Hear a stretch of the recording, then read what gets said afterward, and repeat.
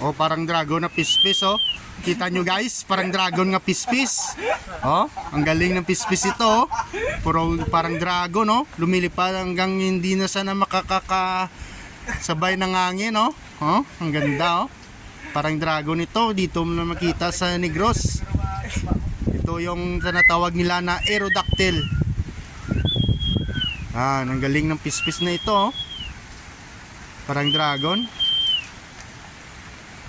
Sagad sa magbalanse, Meg, no? Tanay magbalanse, mali yung relasyon.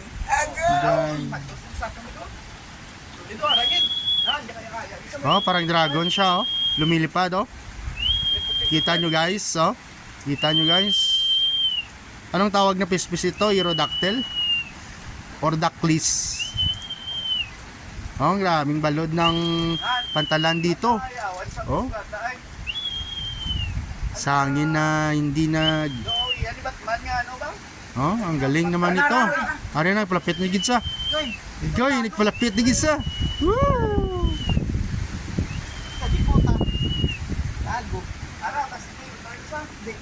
New turn siya, kaya hangin, nag-ano na.